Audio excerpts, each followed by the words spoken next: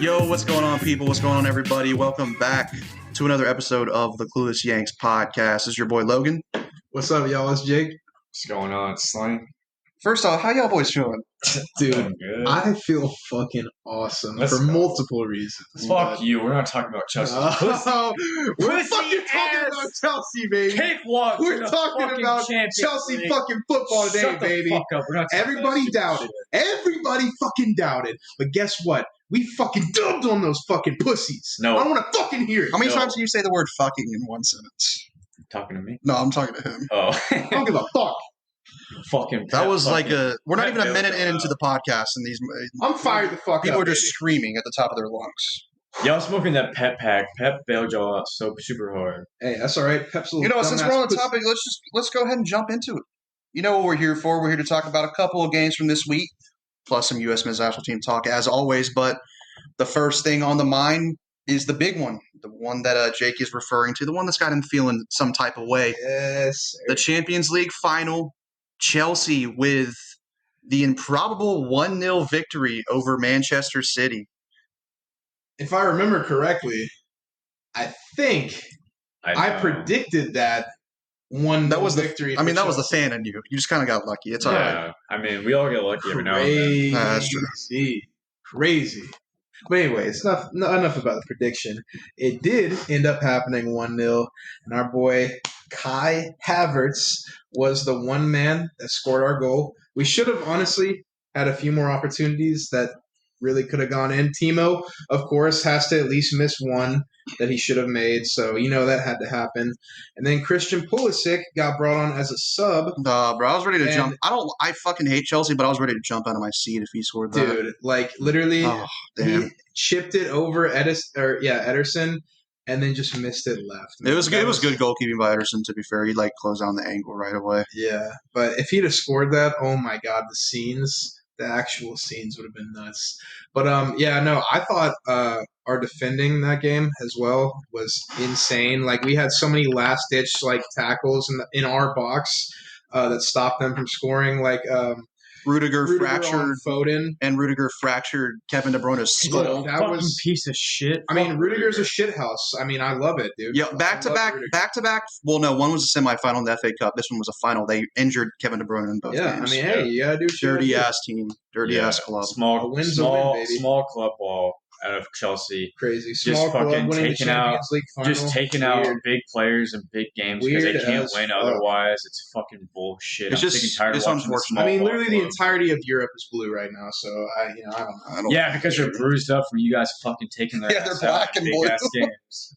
Ridiculous. Blue, man. I don't know what to tell you. Yeah, black and blue. You're absolutely right. Came out with that 1-0 dub. Manchester did have more possession that game. Manchester United? Manchester City. Hold on. There's people, they'll be pissed if you don't say My bad. City. Shitty had more possession than us. And then it was equal about, shots. But yeah, Azpilicueta, Rudiger, Christensen all played really good games on defense. That's right, because Christensen, he had to come in for Thiago Silva. Yeah. And he got injured early on. And they were super clutch in that game. And then all we needed was Kai to finish that one. He dribbled it right past Ederson. Ederson got a slight touch to it, which was also a handball outside of the box. If he didn't score that, probably been pulled back for which honestly, low key, that would have been a red card. Yeah. And you wouldn't have had a penalty though, so you might have not scored that free kick. But it would have been a red card, which wouldn't have been that bad. But yeah, you go ahead and take the goal in that situation.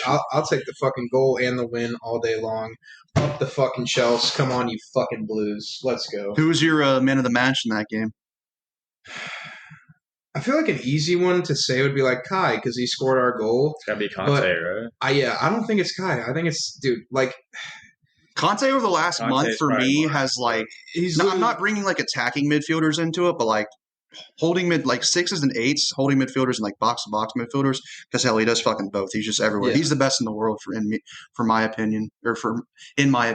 He's just been insane. In the last few rounds for Chelsea in the Champions League. I honestly like Conte. That's literally what I was going to say was Conte because it's yes, he's a defensive midfielder, but he is legitimately a box-to-box. He literally runs everywhere. He never runs out of energy. He gets the ball back. That's his best attribute in my opinion is that if one of us loses the ball, he gets it right fucking back, and it's insane. He's the man. I think he's the man of the match for the whole fucking year, in my opinion. I think you need a guy like that when you're playing a team like City that's so dominant and good on the ball. You need a guy like Conte that will just shut some shit down, because there's multiple times when I'd see y'all lose the ball in midfield, and I'm like, oh shit, this is City. They might counter quick right here. And then Conte just comes out of nowhere and just nicks it off. He comes in and hip checks somebody. And he's like, that's my ball. And the thing too about Conte is he'll steal it, then he'll get it and go past someone and find a pass too. He's not just like an enforcer. He'll get the ball and make a move, progress the ball forward. He's so good. And I fucking love Conte. Conte needs to be protected at all costs. One thing that makes me so upset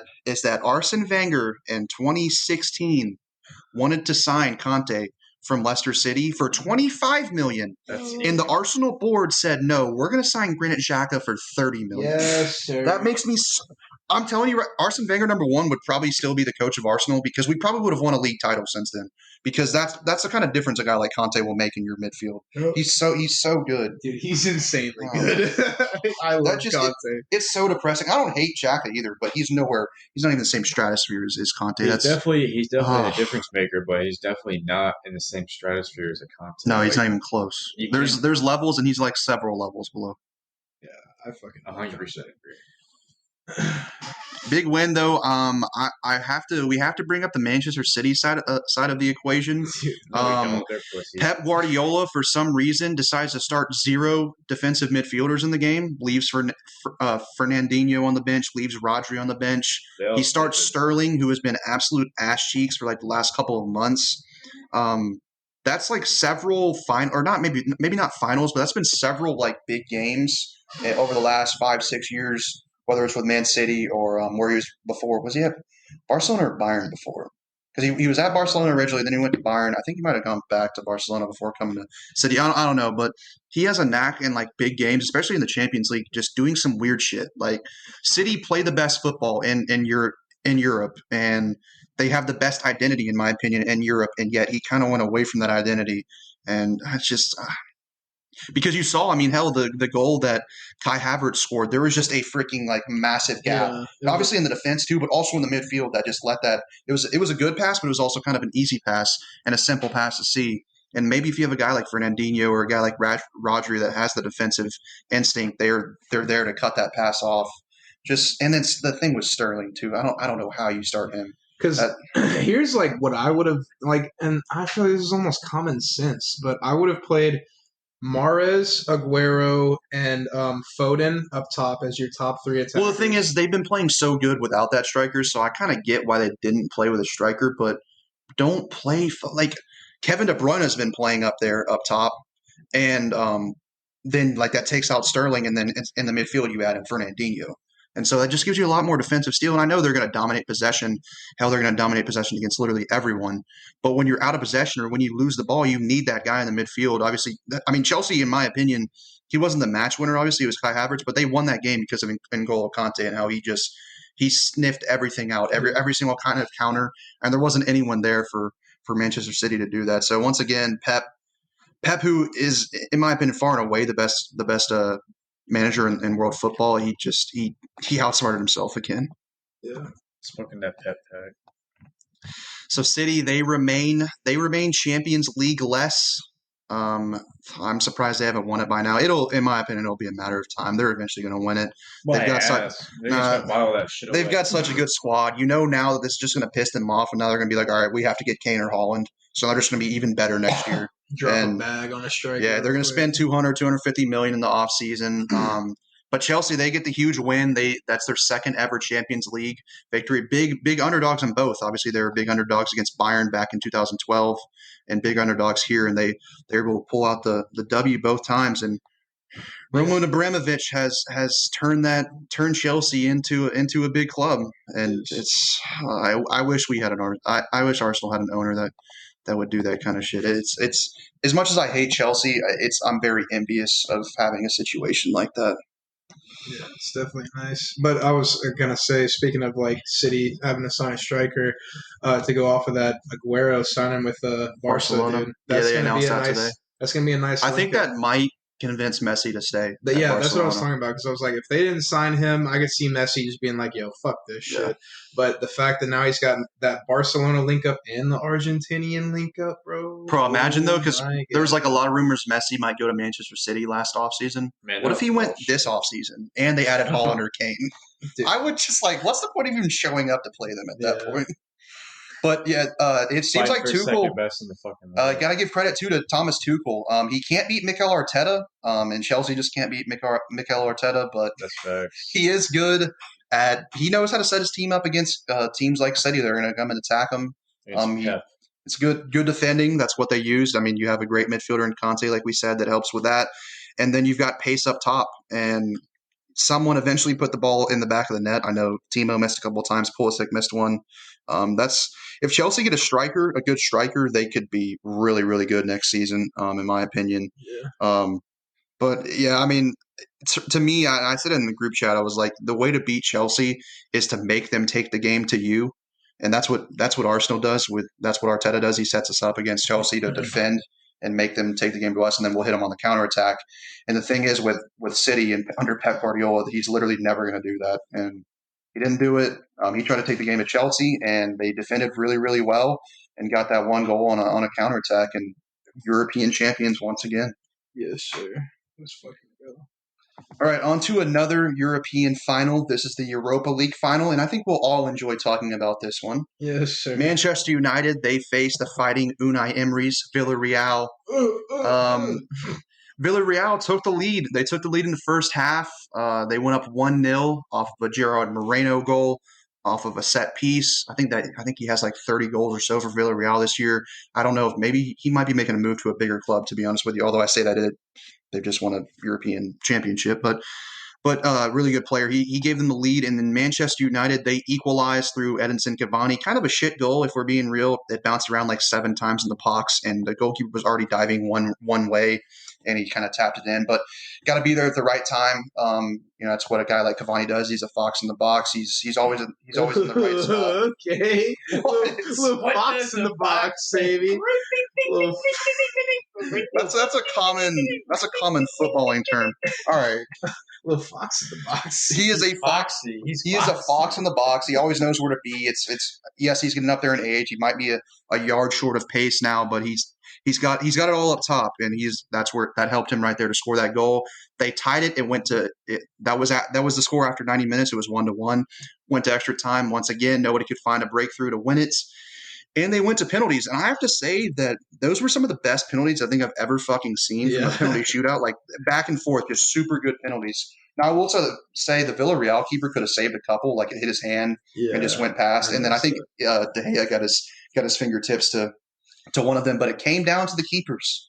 And Rulli, the Villarreal keeper, freaking bangs that shit upper 90 top right. I was like, what? Hangs it upper 90 top right.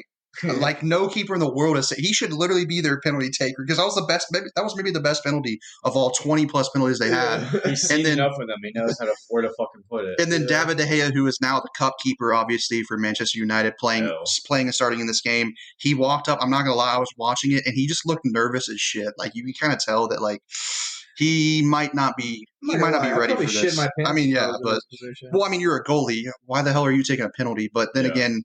I don't blame him for missing, which is what he did. Obviously, he missed, or he didn't. He did miss. Rulli made the save. It was a really poor penalty. He didn't hit it very hard, and it was an easy spot for the goalkeeper to save. But I don't blame him for missing, but I do kind of blame him for not saving one of the 11 penalties he faced before that, because that's what you're there for. Villarreal, they win the Europa League 11-10 on penalties. Y'all see the irony behind that? It's just incredible. You mean behind Penn FC losing in penalties in their biggest match? Bruno Panach. Manchester United loses in penalties. I have been saying this on the podcast this entire time, the 4 or 5 months we've been doing this. I think Manchester United, their league position, I know people say, league position is like, that's the most accurate description of how you are, because it's throughout an entire season against, so-called bad teams, against good teams, against the road teams. And so apparently they're the second best team in England. They're not. I've watched United several times this year. I don't know how many times they've won a game on like a penalty late in the game, on a really questionable penalty. I don't know how many times they've won on like a fluke deflected goal. I've seen teams miss like several easy chances against them.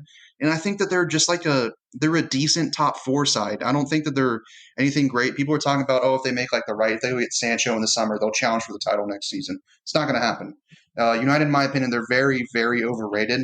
And they're kind of similar to, obviously not in talent wise, but to Chelsea. If you force United like Chelsea to come and attack you, they struggle to break teams down and finish chances. And that's exactly what Villarreal did. That City did not do in their final. And that might have been one of the reasons they ended up losing. But Villarreal, they sat back, defended really, really well, kind of like how Chelsea defended against City, to be fair. And then they hit them on the counter, and they got that set piece they scored off of, and then obviously gave up the one goal, but then held out besides that to get it to penalties. United is not good at breaking teams down. They have this so-called world-class number 10, Bruno Fernandes. He was non-existent in that game. He was absolutely awful. The only thing he did was score his penalty because, of course, that's what he does. Of course, he's going to score his penalty. But he did nothing to be like the creative spark to break Villarreal down and score a goal. I hope that this is I hope teams can see this and realize that beating United, yes, it's not easy because they have good players, but it's not as hard as some teams think. Just sit back and defend against them. They will not break you down. And that's exactly what Villarreal did, and they got the victory. I believe I want to say that was Villarreal's first major trophy in 60-something years. That's their first trophy, major trophy ever. Oh, it was? Yeah. They're a team that actually hasn't been in the La Liga for super long. They went up not real recently, but within this century they went up into the La Liga and established themselves. But this is the first major trophy they've won, as Sling said, in forever. So congrats to them. It's always beautiful to see United lose. Bye, Man U. Unai Emery now has 4 Europa League titles. He's 4 for 5 in Europa League title games, and the only one he lost was with Arsenal. So that's fucking brilliant.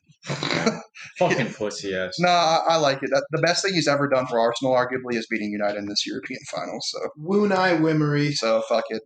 So yeah, a big W for Villarreal and a big L for United as they go trophyless once again. I believe they haven't won a trophy since they won, I think it was the Carabao Cup in 2017.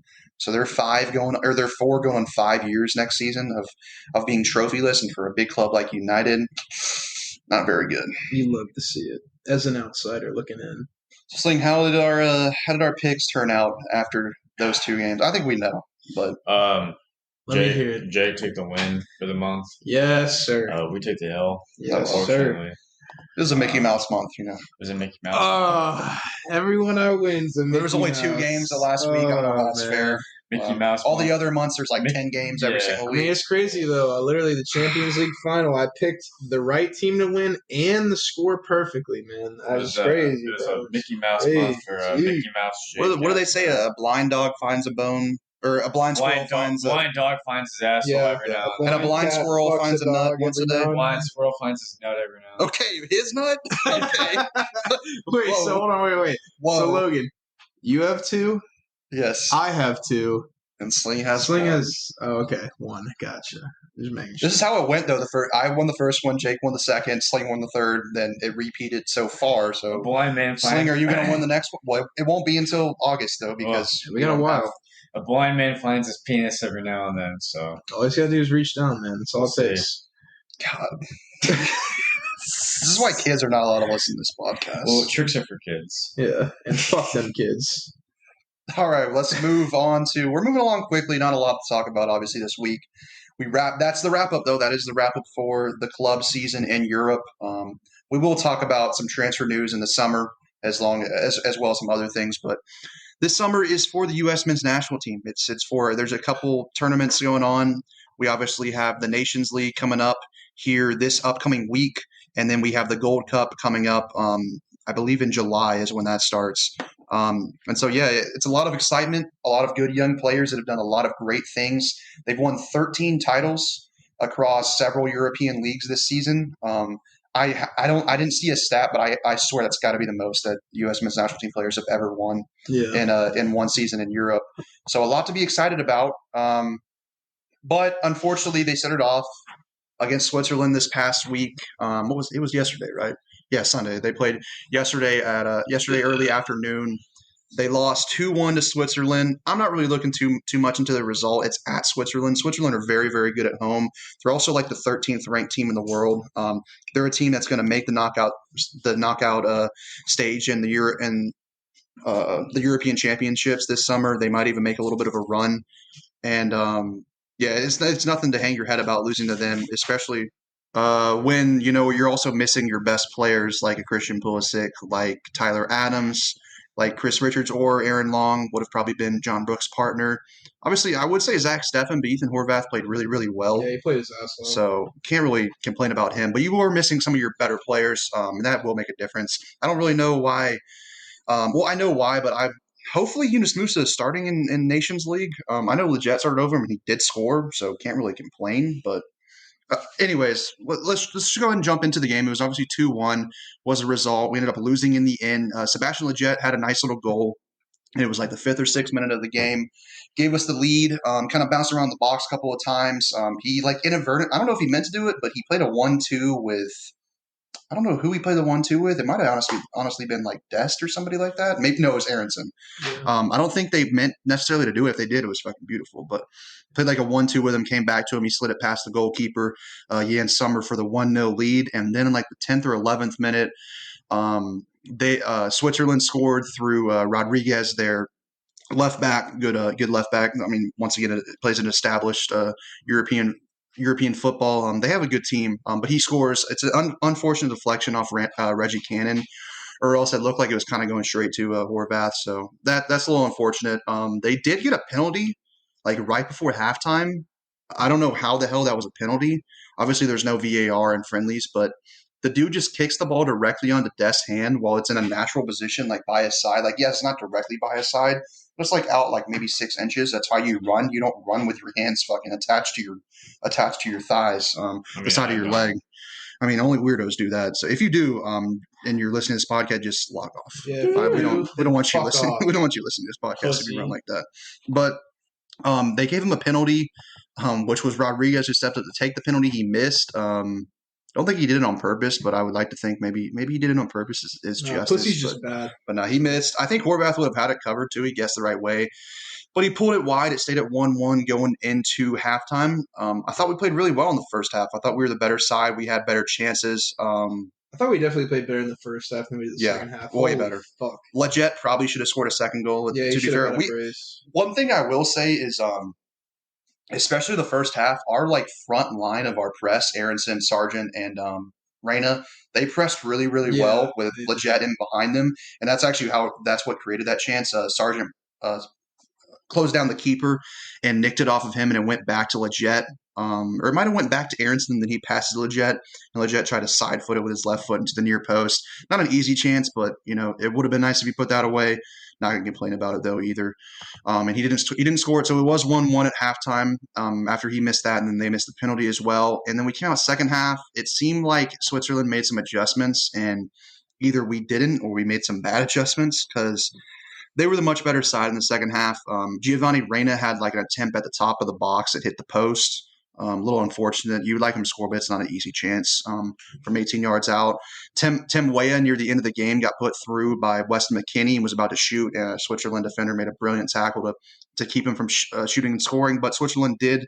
They got the lead. I forget. I'm drawing a blank on who scored it, but they scored a goal to take the lead. Zuber, he scored it to take the lead 2-1. They also had like multiple chances through Mbolo a couple of times after that, 1-on-1 with Horvath to extend their lead. Got to shout out Horvath. It was his first appearance for the U.S. since 2019, and he played really, really well. Definitely making a case as a solid number 2. And to be honest with you, that was a really, really. I wouldn't be upset if he runs out there as number 1, though we know that won't happen. But he made a couple of nice saves, one with his face. That shook him up a little bit. But hey, putting his body on the line for the cause, even in a friendly, he doesn't care. Putting the body on the line, I appreciate it. And yeah, Switzerland could have won that game like 4-1, but we also could have scored a couple more goals. I think 2-1 was a fair result. I think we were a little bit better than them in the first half, and then I think they were significantly better than us in the second half. That kind of gives you the 2-1 result. Like I said, I don't like to look at the result and like the overall team performance as much necessarily on friendlies. I like to pick out individuals that kind of played good or played bad that are kind of, stock up, stock down. Jake, who would you say, did something well for themselves in that game? Dude, 100% without a doubt, Horvath. Yeah. Dude, the amount of time, what you were saying, Embolo, he had 2 1-on-1s with Horvath through some really just bad defending. Simple things like just a through ball. That's one thing I will say, dude, because Richards and Aaron Long have pace, and we are missing them very badly because Brooks obviously does not. Mark McKenzie doesn't have great pace, and they brought on Tim Ream, who is slower than both of them, and they were just playing long.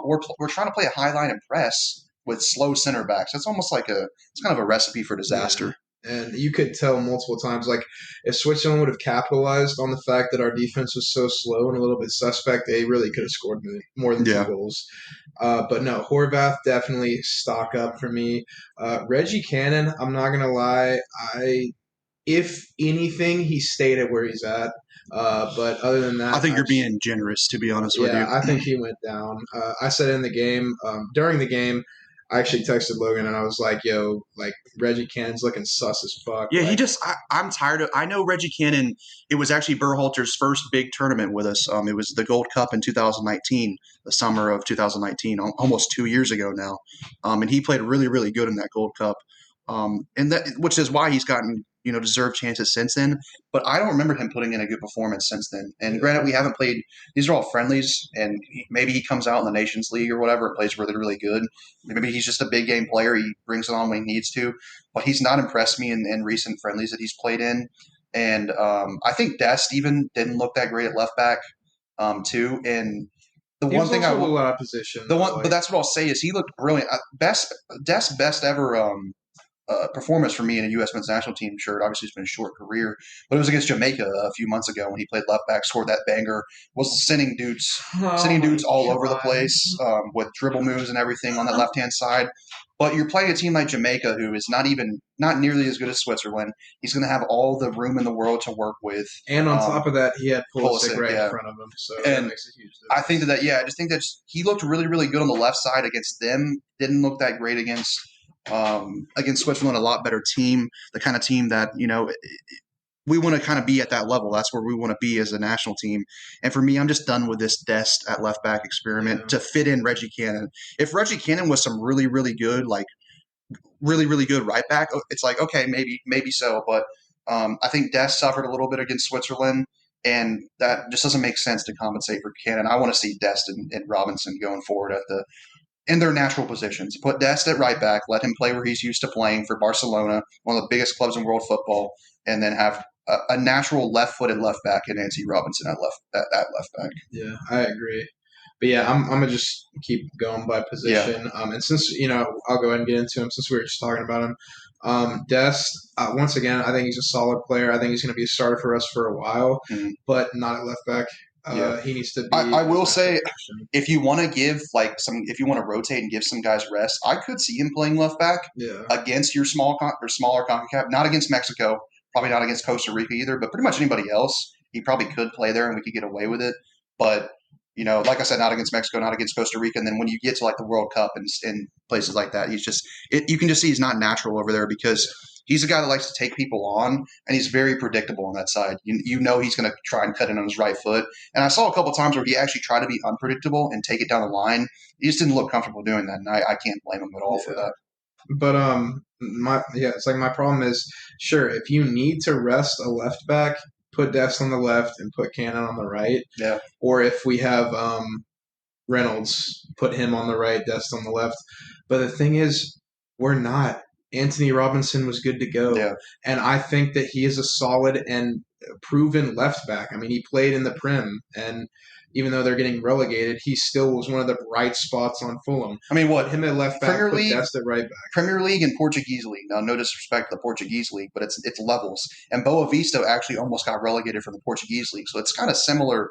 They both played on not so great teams, except the Premier League is a hell of a lot better than that league. I mean, you have Anthony Robinson, who, yes, he's not on the best team, but he's playing against world-class talent every fucking week. Yeah. And compared to Reggie Cannon, who's playing, I don't even know who. And he's also playing for – because I will say that's kind of the one criticism I have about Anthony Robinson. He's not that great at defending. But he is really, really good going forward. And I don't think that Cannon gives you this great defensive quality that you have to play him over Anthony Robinson. And also, Robinson's gotten better at defending. I've seen it for the U.S. men's national team, and I've watched Fulham play every now and then or watched highlights. He plays for Fulham, a team that does not have a lot of possession, so he's going to have to defend. And I think just naturally he's gotten better at defending because of that. So, yeah, I'm tired of – I think we're both tired of that experiment with Dest at left back and putting Robinson on the bench. Yeah, because Cannon just reminds me of a Yedlin. He's just pacey. And speaking of Yedlin, though, I thought Yedlin came on and honestly played better in 20 minutes than Reggie Cannon did in the 70 minutes beforehand. I agree as well. But yeah, and then we'll go into our center backs. McKenzie, I think stock up. I was very impressed by him. Yeah, I think he was poised. He defended well. He won one-on-ones. Mm-hmm. The only gripe about him is that he's not the fastest guy in the world. But I mean, if you're going to play solid and you have, another preferably center back that can kind of make up for that lack of pace, I think he's solid. Yeah, I don't think I want Mark McKenzie playing next to John, or I don't want Mark McKenzie playing next to John Brooks against a Mexico. Yeah. But he could play against John Brooks, next to John Brooks against basically anybody else in CONCACAF, in my opinion. I thought that, like you said, he was really, really – I was surprised because he's only 20 or 21 years old. Obviously, he played with Genk this past season in the Belgium League and finished in a Champions League spot for them. We talked about him last week, actually having a really, really good performance to help him secure Champions League. So he's playing at a decent enough level. It's not great, but it's decent. He'll be playing Champions League football next season, so that's pretty good. I was very surprised at how calm he was. It was every single time there was a duel in the air, because he's not a huge dude. He looks like he's only about 6 foot, maybe 6'1". But he was winning every single header over strikers that were trying to hold the ball up against him. There was multiple times when we played out of the back and he made the perfect pass every single time, it seemed like. I don't remember him ever really making a mistake. I don't think either of the goals are on him. And so, yeah, I mean, I was very impressed by him. I think he could be our center back in the Nations League, and I think that's just unfortunately because Richards is out, Long is out. Who else are you going to put in there? Miazga, he's not fast either, so it's not like you're getting a different look. Put in Shea, cap that man. So, yeah, I'm all right with it. Hopefully against Mexico, Berhalter just learns this. We have to beat Honduras, of course, first, but hopefully learns this lesson and maybe don't play as such of a high line with two center backs that aren't particularly quick. Yeah, and then speaking of center backs, we'll go into John Brooks. Definitely didn't go up for me, but he also, if anything, at best, I think he stayed where he was at. John Brooks, to be honest, could have scored 3 own goals in that game, and I still would have said he's our best center back. So he's kind of he has a lot of money in the bank where he's just our best center back. He was one of the best center backs in the Bundesliga this past season. Honestly, might have had the strongest season of any U.S. men's national team player in Europe this year. Obviously, stats are different with center backs. You can't look at it on that basis. But from a performance standpoint, he was really, really good for a Wolfsburg team that finished in the top 4 for the first time in forever. So, yeah, once again, my only gripe with him is just his pace. Obviously, I wish he was faster, but what are you going to do? Then we'll go into the midfield. Leggett, once again, we've called him this many times on the podcast. We've said he's our steady Eddie. Mm-hmm. I think he fulfilled that role again. Obviously, he had our singular goal. But I think his position is usually pretty good. He does his job in the midfield. He makes, decent passes most of the time. For me, his stock stayed the same at least, maybe went up a little bit just because he converted that goal. And the thing for me is that I agree, the steady Eddie thing, we've kind of talked about that on the pod in the past. But for me now at this point, if we started him in a big game tomorrow, I really wouldn't care. Yeah, I'm not going to jump up and down about it, but at the same time, he scored 5 goals in his last 8 appearances with the national team. Yeah. Like you said, he's just solid. He's going to run. He's going to get up and down the pitch. He's going to defend when he needs to. He's going to get forward into the box. It's very valuable having a midfielder that will arrive in the box and score goals. It's something that I think a lot of people underrate, especially with our striker situation, how unclear it is, and if we're going to get goals out of them. Out of the striker, we need a guy like Leggett to make up for that in the goals category. And so, yeah, I really like Leggett. I don't give a shit that he plays in MLS. He's 28, 29 now. I don't care that he's getting up there in age. You always need a guy like that. that is more experienced, albeit it's MLS experience. But he's a guy too that seems like the players all like him. I always see like Dest and people like that posting pictures to Instagram with Leggett.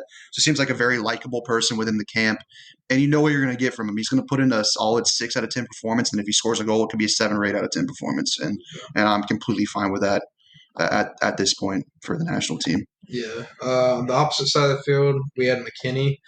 I think he was fine. I think it was a very average performance for his standards, in my opinion. He's a little sloppy to me, but I think that's honestly just McKinney. I think that he does some shit every now and then. You're like, dude, what the shit are you doing? And then the pass he made to Weah, like that was a beautiful, that was a great pass. It's like, do more of that, and I don't know. For me, he's a really, really good player. I mean, hell, he plays for Juventus. Was one of Juventus' best midfielders this season. But I think he just kind of has like that erraticness about him every now and then. I think it's just something we have to live with. He's only 22 or 23. Maybe he eliminates it from his play eventually as he gets older. And I'd like to reiterate that a lot of these guys that we're talking about are very young. We got Dest, McKinney, Reyna, Aronson. The only guys with experience on that roster are Brooks and Leggett. Yeah, that's about it. Everybody else is in there. And Horvath has a little bit. Yeah, but even like at a national team level, though, he's pretty new. So, we're going to give these dudes shit, but it's like they're young, too, at the same time. Then we go into the middle of the field. UEL. I thought he kind of reminded me of Michael Bradley, just not as annoying, to watch personally. Like he did his job in the midfield. He distributed the ball where he needed to. He made the simple passes. He defended and attacked when he needed to. But I don't know. I wasn't really super impressed. I think once again, we've talked about. I said this about Cannon. I've said this about. I was talking about Mark McKenzie as well. Although I think McKenzie had a lot better game than these two guys. But UEL is a guy that if we played Panama tomorrow and he's starting at the 6, I'm not going to be worried about it, to be honest with you, because number one, he's honestly decent at progressing the ball forward and passing and everything. But as a 6, he's not that great defensively. I just think that he's limited athletically, and I think we saw that a lot on counterattacks, where he just wasn't in position or he wasn't able to make up the ground that a guy like Tyler Adams could have done with his athleticism in the midfield. UEL is a guy that if he starts against Mexico, I'm pressing the panic button, because I think that he could get run in circles by those kind of guys. Like Zakaria for Switzerland was basically running circles around him, especially in that second half. He's just steady. He's steady, but I'm not saying that on a legit level. You know what you're going to get from UEL. It's not going to be bad. It's not going to be good. He's like a role player. Yeah. If he's our starting 6 going forward, then we have problems, in my opinion. But Adams, when healthy, will be that. But Adams hasn't been healthy for a U.S. men's national team camp in literally ages. Yeah. One thing I want to see Musa at the 6. Play Musa at the 6. Every single time I've watched Musa play for the national team, he seems very comfortable at receiving the ball back in his own half and spurting the play forward. He doesn't seem like a guy that's going to run into the box a lot and go on these crazy runs trying to get on the end of goals. He seems like a guy that's pretty positionally sound and will stay back if you need him to. So I would much rather see Musa. He's just levels ahead of on a footballing standpoint, and he's a better athlete too that could make up ground when the other team is counterattacking. Yeah, I agree. And then on the left wing, Brendan Aronson for me, stock up, man. I mean, he reminded me of a baby Pulisic in the fact that he just draws fouls, dude. He's quick on his feet. He showed that he's good with the ball at his feet. He can actually make something happen. He's got that quick, just quick feet. Yeah, and I think stock up for him. If you're drawing fouls, he probably drew about 5. Yeah, no, I mean a lot of fouls on a team like Switzerland, and honestly, there was a couple times he got fouled and the ref didn't fucking call it. Yeah, so it really should have been more than 5. But I think stock up for him, dude. If people can't guard you and they're having to foul you in order to get you off the ball, you're obviously doing something right. Yeah, one thing I will say about I saw a couple people on Twitter talking about that he didn't play that good.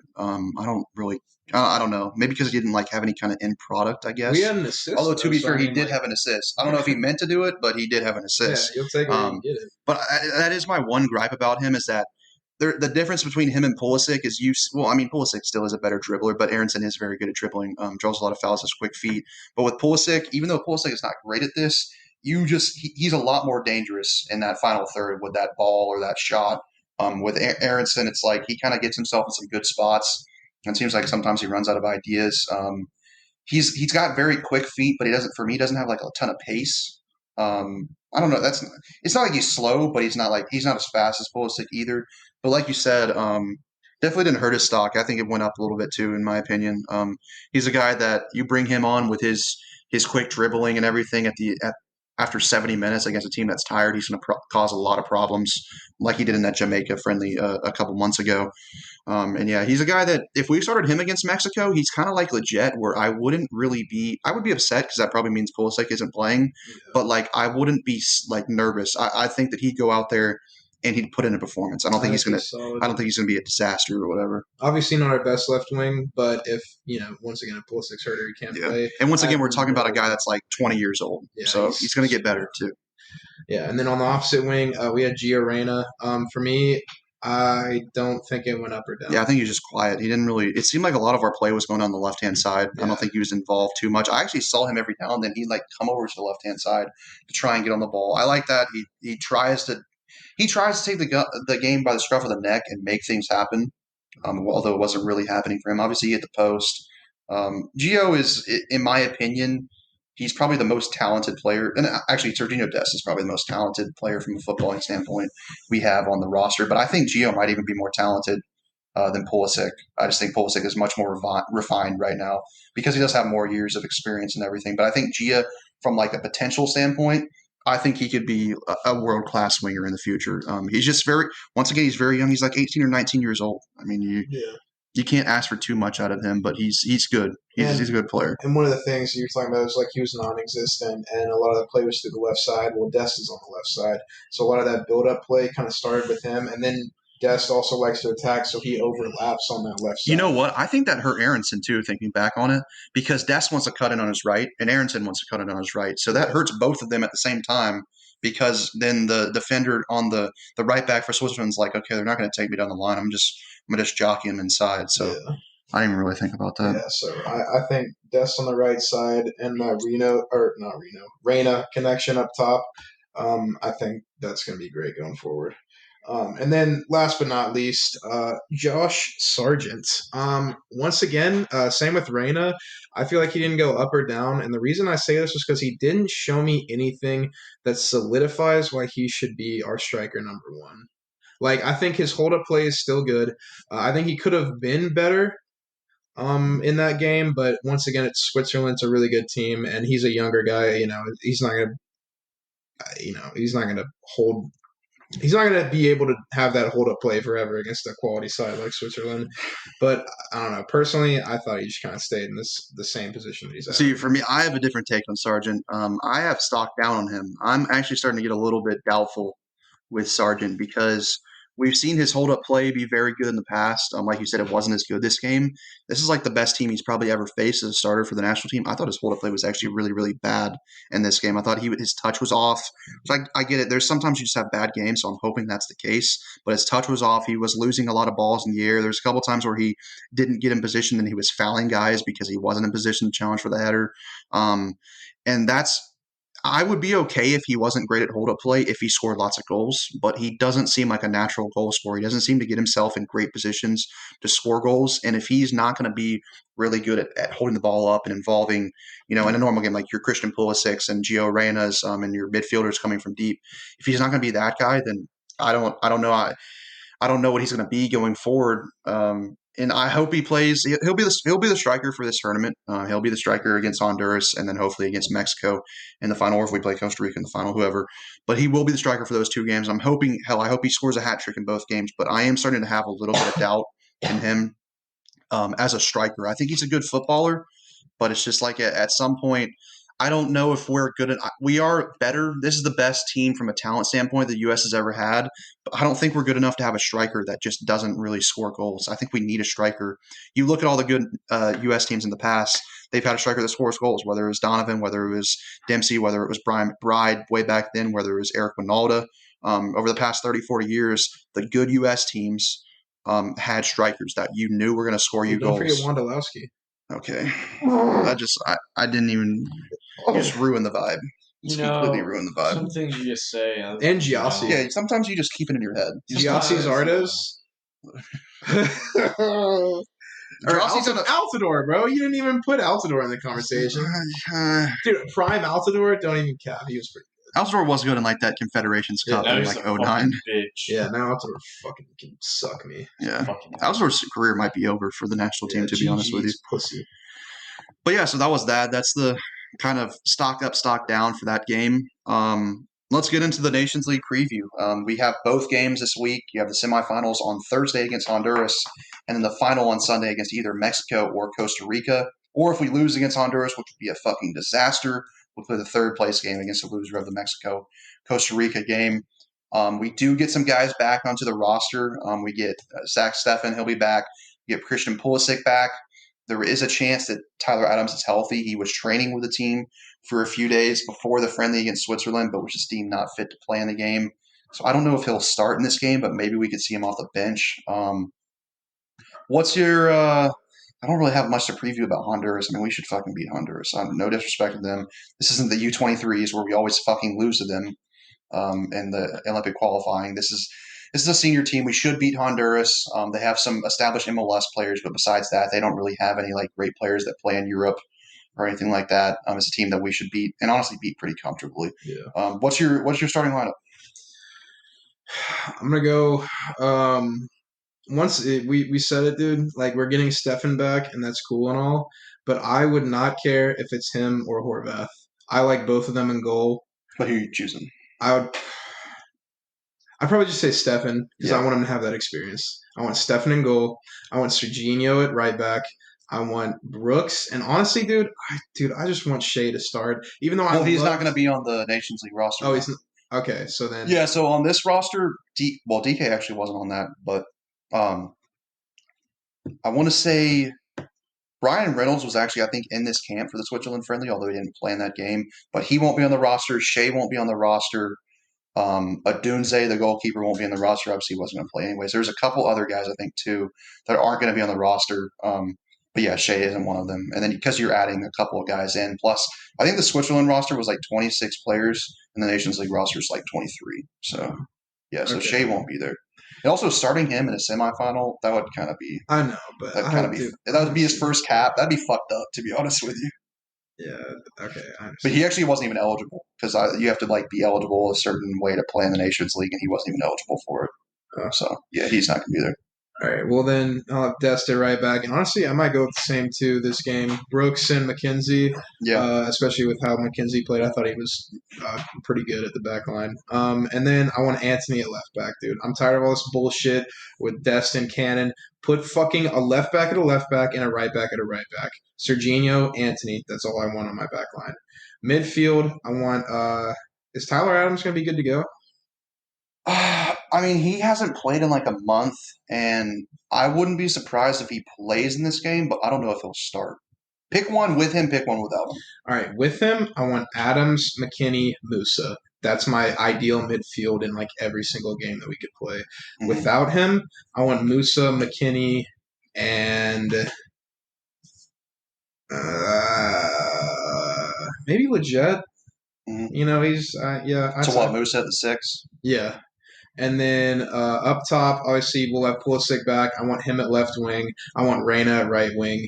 And I want to see what DK's made of, dude. I want DK at striker. Oh, shit, I should have told you. He's not in this either. Fuck me, man. All right, well then, is Hoppy? No, it's only Sabichu and Sargent. Those are the only strikers we have for the Nations League. I don't know, man. I might say Sabichu, but... You're wild if you start Sabichu. Dude, why the fuck not? Put my boy Sabretooth in there. Let's get boy. Y'all talk to each other every now and then. My boy Sabretooth. You know, maybe I'm just overreacting and Sargent just had an iffy game. So we'll give him another chance. But, dude, if he doesn't show anything in that game, question marks are going to be popping up for me. Like, Yeah, I think they're right there for me. But, yeah, I want to see him prove me wrong because I think he's a good footballer, but you're a striker. You have to score goals. And if you're not going to score goals at an efficient rate, you have to be really, really good at that other stuff. And he wasn't good at either in the Switzerland game. So we'll see. Yeah, my starting lineup, I think, is actually the exact same it's Stefan in goal. I like how Horvath played, but Stefan is our number one until he fucks up and you give Horvath a chance at a big game and he takes it and runs with it. If that ever happens, but Stefan's number one for now. Dest at right back. Like I said, I'm tired of the Reggie Cannon experience. And you have to put put Dest at left back to compensate for him. It's not worth it, in my opinion. No offense to Reggie Cannon, I just don't think that he's that good to where you play Dest at a position to compensate for him. So Dest at right back, left back, obviously Anthony Robinson. Really the only true left back we have in our pool right now. It's kind of bad. Hopefully we have some good young players come through here soon to help him out there. Center backs is pretty self-explanatory for me. Brooks starts. I think McKenzie starts too. I think that's Berhalter's choice too, not even just mine, because I don't see why Miazga would have just not played at all in that friendly, and then you start him in the semifinal. That'd just be kind of weird. I don't think that's going to happen. He's not going to start Ream and Brooks, two lefties. It's not going to happen. So I think McKenzie starts. I'm a little worried about, because Honduras does, while they're not a great team and we should beat them handedly, they do have pace up top. And I'm a little worried about them putting in long balls over the top with those two center backs with McKenzie and Brooks. But hopefully that doesn't happen. Hopefully we can cope with that. But that's really the only option, in my opinion. Our two pacey center backs, Richards and Aaron Long, are both hurt right now. And then Shea, like we talked about, isn't on this roster. He's also just too young. You don't want to throw him in for this game, anyways. Midfield, like you said, I don't want to see UEL starting. I don't want to see Acosta starting at the 6. I don't think Tyler Adams starts. I think he might play, and then hopefully he can start for the final. But so I'd go with Musa at the 6.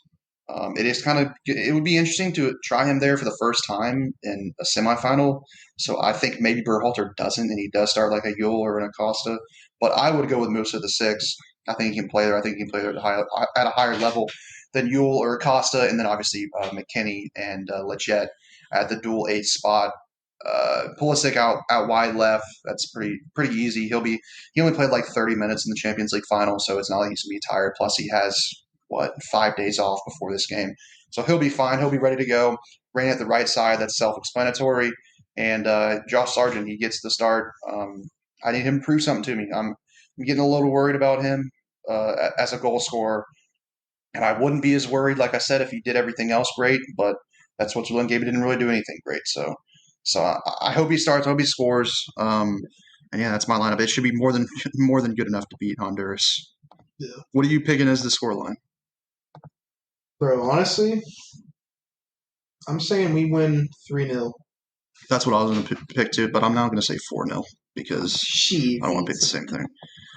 Now we could preview the final, but there's not really any reason to, because we don't even know who we're going to be playing. We're probably going to be playing Mexico.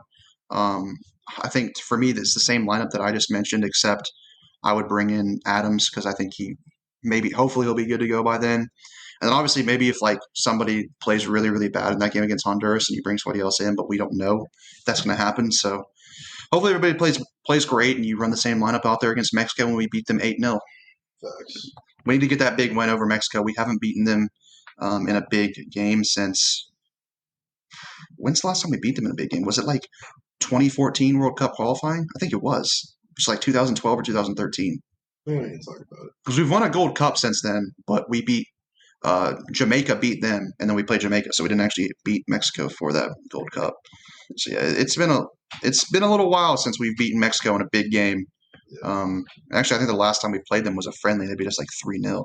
So we need to get one over them. It's besides a few players that are injured, this is our strongest team we can put out right now, in my opinion. And I think this is a really big tournament for Greg Berhalter. I think I could go out there and coach these guys to beat a lot of teams in CONCACAF. But he has to now prove that he can go out there and coach them to beat a team like Mexico. If he can't, I don't know if he can be the guy going forward. I don't know. Give me Marsh. Give me fucking Marsh. Randy Marsh. The dream is that Berhalter proves himself and gets us through the World Cup cycle in 2022, and then I want Marsh to lead us on our home soil in 2026. Yeah. All right, that's it for the U.S. men's national team talk. We're about to wrap up the pod, but before we do that, we obviously got to get into our Sling Speak segment. We'll be back obviously next week to recap these U.S. men's national team games. But Sling, you know what you're taking us away with this week? Talk to me, Sling. All right, what's up, my mammals? Let's get into it. So recently, the U.S. men's national team had one of its members win the Champions League. We thought it would be Zach Steffen. Is that correct, Logan? We thought it would be. Well, you thought it would be. We all thought. JD deep down did think it would be him. You're a cocksucking liar if you thought it was Pulisic in the depths of your heart. But his heart was telling him that, but his mind was like, his penis was like, I don't know what that. Pulisic won the Champions League with Chelsea pretty recently. We're not gonna get too far into that, but pretty cool thing to see.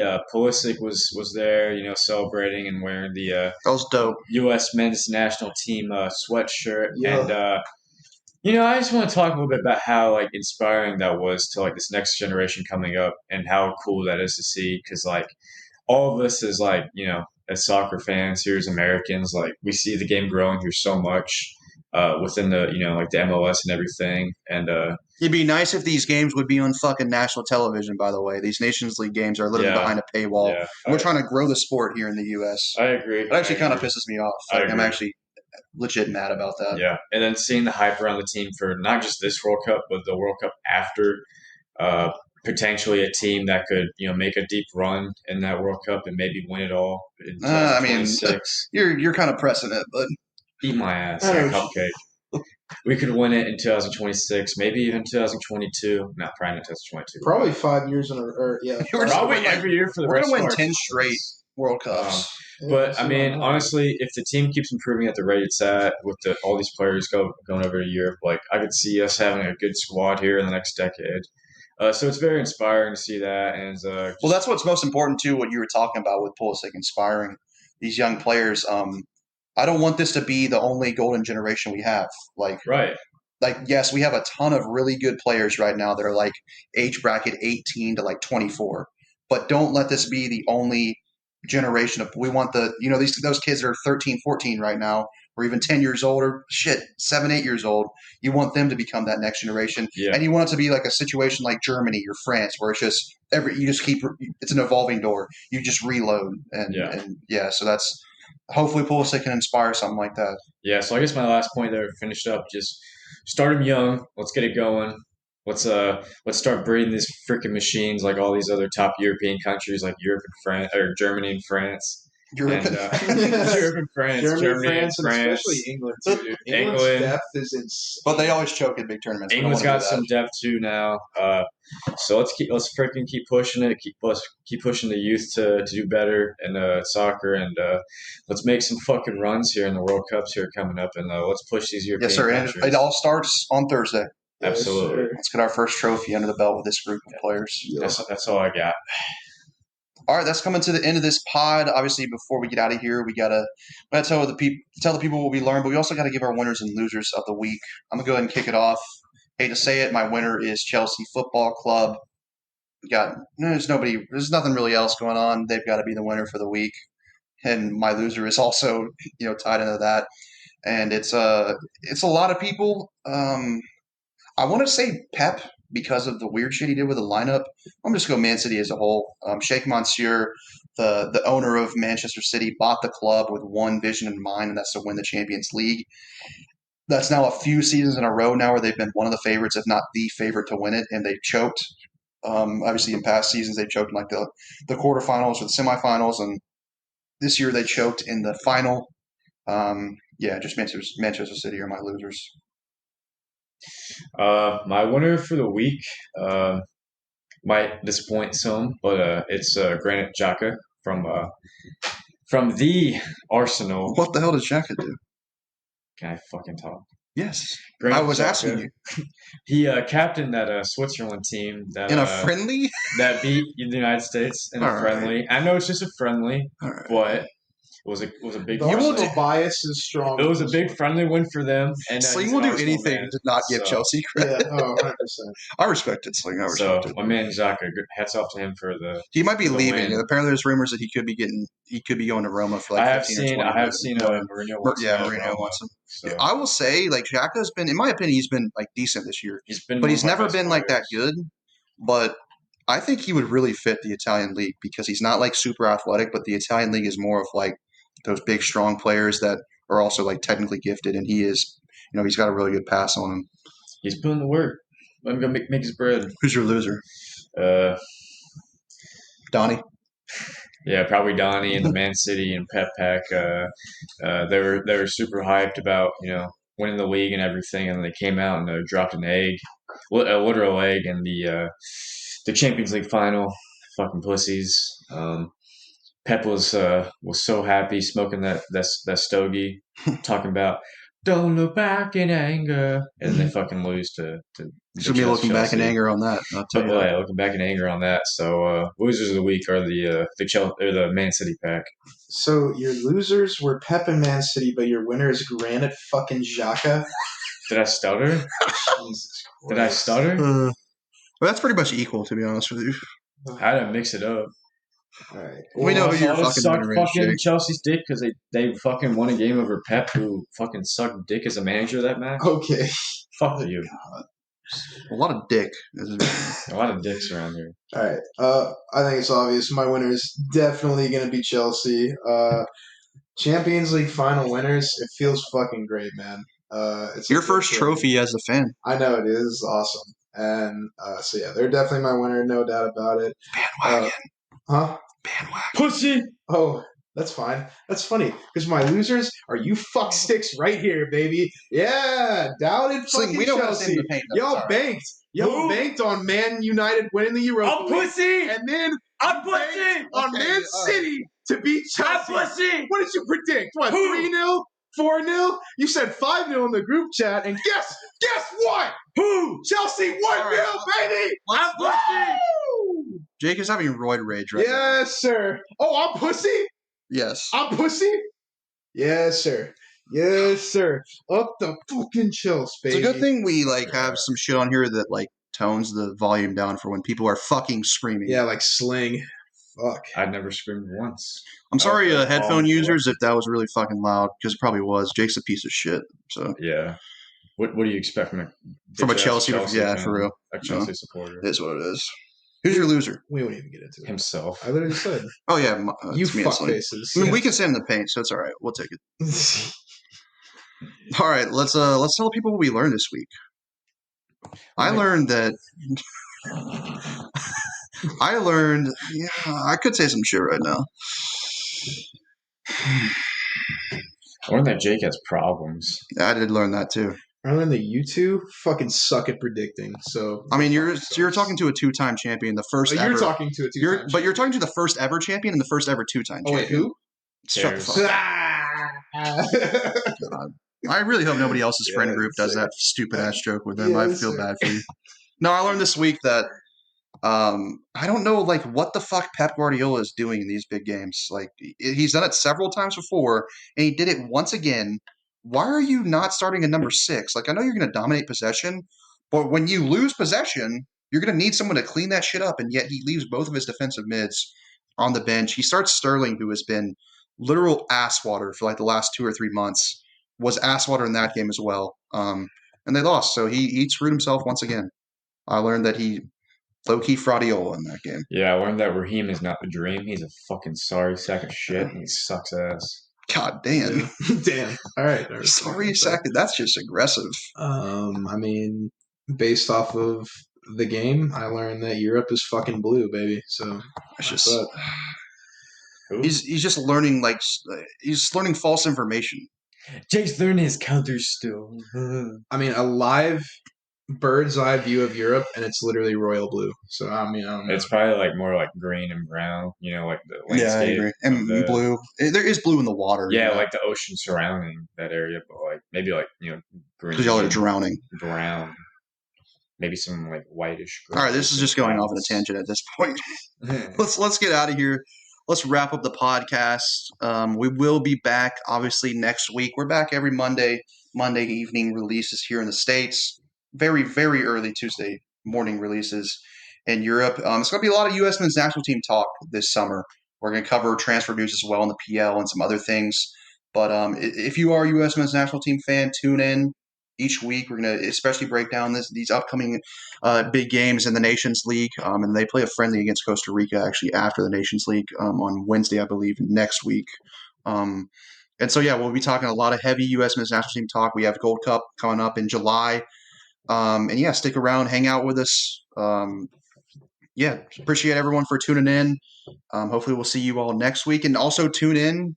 We are releasing an Arsenal review this Wednesday. We're going to release an Arsenal season review. And then next Wednesday, we're going to release a Chelsea season review. It'll be me and Sling on here for the Arsenal review. It'll be me and Jake on here for the Chelsea review. Obviously, I'm not really reviewing Chelsea myself, but I'm here to facilitate the review. So look out for that if you're a Chelsea or Arsenal fan. Anyways, besides that, we will catch you all next week. Thanks, everybody. Adios, y'all. Sayonara. Take it easy, everyone.